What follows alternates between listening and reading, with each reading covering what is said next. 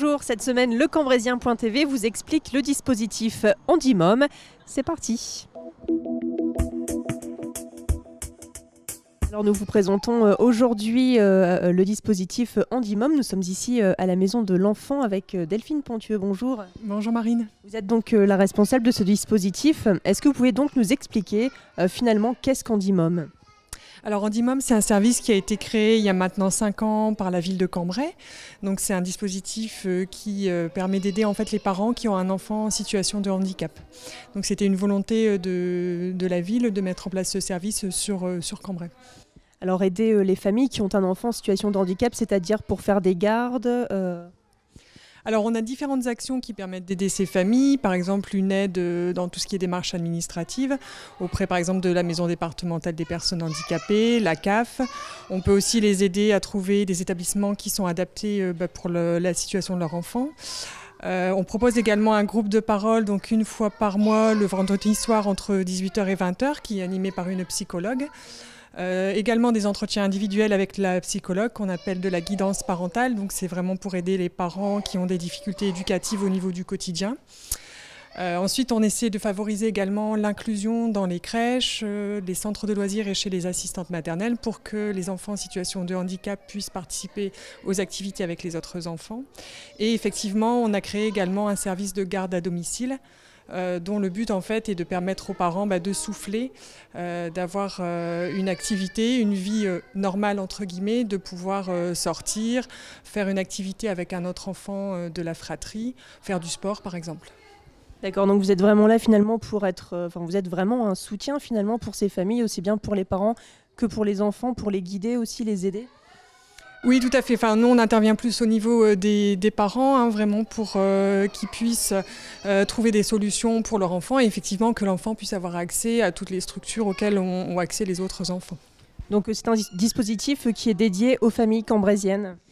Oui, c'est ça, aux familles cambrésiennes, alors d'autant plus sur la garde à domicile qui s'adresse vraiment prioritairement aux familles qui habitent Cambrai. Donc là, on a conventionné avec une association qui s'appelle À Domicile Cambrésie, qui emploie des techniciennes en intervention sociale et familiale, donc des TISF, qui sont spécialement formées en fait pour s'occuper d'enfants en situation de handicap. Et donc vous accompagnez combien de familles aujourd'hui ? Sur la garde à domicile, actuellement on a à peu près 5 familles qui utilisent régulièrement la garde à domicile. Donc ils utilisent à la fois pendant la semaine, mais ça peut être aussi le soir, le week-end pour une sortie, un ciné, un resto.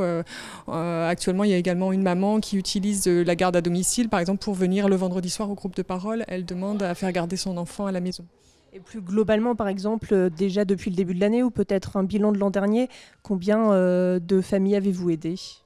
Alors sur le dispositif Handimom, on est à peu près à une soixantaine, 60-70 familles sur l'année en fait.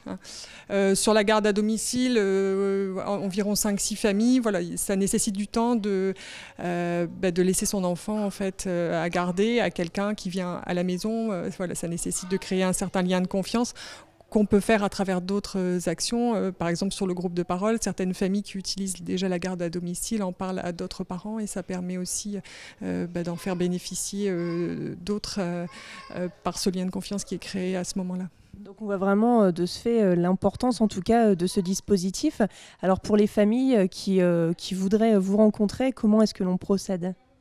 On a donc un numéro de téléphone, donc le 03 27 72 32 78. On a également un mail, contact@handimom.fr. On a aussi une page internet, une page Facebook. Donc on peut aussi prendre contact via le site internet ou la page Facebook.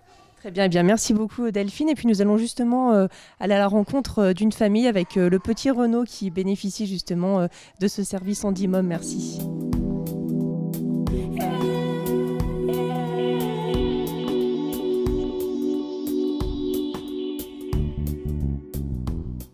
Alors nous sommes à présent chez Madame Laruelle, bonjour. Bonjour. Vous disposez donc du dispositif Handimom pour votre petit garçon qui s'appelle Renaud, qui a 5 ans, c'est ça ? C'est ça, il a eu 6 ans là, en fait.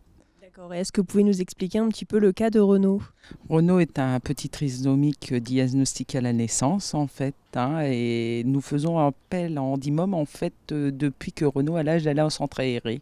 Et donc nous avons lu cet automne, Candymom proposait également des services tout bêtement pour pouvoir garder les enfants quand nous souhaitions sortir ou faire des activités à côté. Donc depuis l'automne dernier, vous faites appel à ce service. Qu'est-ce que ça vous permet, une véritable aide? Une bouffée d'oxygène et une vie normale, on va dire. Et même pour Renaud, sûrement aussi beaucoup de positifs. Je pense que Renaud, ça lui permet de voir encore plus de têtes différentes et quelque part, oui, de montrer une autre facette de lui que nous, on ne connaît pas forcément. Plus que Valérie nous dit, Renaud ne fait pas de manière avec elle, il mange tout seul. Moi, Renaud mangeait tout seul, il ne mange jamais entièrement tout seul. Donc c'est un service vraiment d'aide aussi bien pour les parents que pour l'enfant, de conseils aussi peut-être beaucoup. C'est ça, je vais dire, je pense qu'elle leur fait peut-être faire des activités auxquelles nous on ne pense pas, je vais dire peut-être parce qu'elle est plus du métier, je vais dire, et que finalement ils sont toujours contents de cette soirée ou autre qu'ils ont passé avec elle. Donc est-ce que depuis que Renaud est avec ces personnes, vous voyez une évolution, peut-être un épanouissement? Difficile. Renaud a toujours été un enfant épanoui, il n'est pas sauvage, vous avez pu le constater. Je vais dire, il progresse à son rythme, en fait. Et dire que ça le fait avancer plus vite, on ne peut pas savoir. En tout cas, ça permet vraiment peut-être aussi une sociabilisation meilleure. Et puis vous aussi, en tant que parent, effectivement, un accompagnement qui doit soulager. C'est tout à fait ça. Je vais dire, effectivement, nous, on dit, oui, ça nous fait une bouffée d'oxygène. C'est une soirée où on n'a pas à se soucier de ce que va faire Renaud, s'il faut s'en occuper, s'il va monter sur ça ou sur ça. Je vais dire, s'il va écouter ce qu'on lui dit ou pas. Je vais dire, et vraiment pouvoir s'oxygéner à côté de ça. Et je vais dire, et lui, avoir d'autres personnes au contact et un autre vis-à-vis par rapport à lui, quoi. Très bien, merci beaucoup. Et puis nous allons rencontrer le petit Renaud. Merci.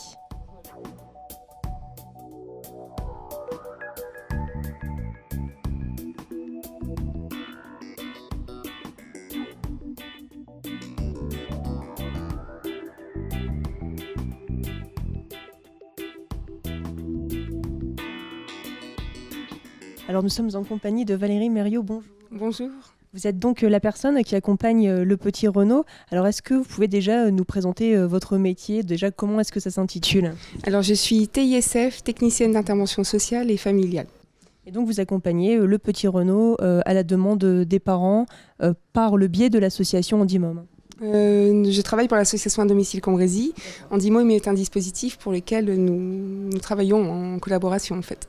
Donc j'interviens à la demande des familles quand les familles demandent un droit au répit pour faire des sorties, aller au cinéma ou faire des sorties entre amis. Et j'interviens pour garder le petit Renaud le samedi soir souvent. Donc là, c'est ce qui se passe quand les parents veulent sortir. Finalement, ils font appel à vous, par le biais de l'association, bien sûr. Donc, vous avez en charge de vous occuper du petit Renaud qui présente un handicap. Alors, qu'est-ce que vous proposez? C'est quand même un babysitting qui n'est pas forcément ordinaire. Alors, souvent, ce qu'on propose, c'est la préparation des repas.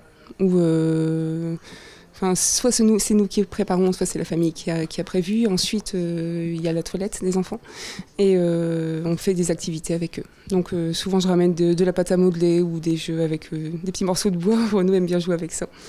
D'accord, et donc c'est tout de même une particularité de s'occuper des enfants qui présentent un handicap. Vous, personnellement, qu'est-ce que ça vous apporte peut-être? Dans notre travail, on apprend toujours et ça nous apporte toujours en fait, donc c'est vraiment quelque chose en tout cas qui vous tient à cœur d'aider ce petit garçon. Oui.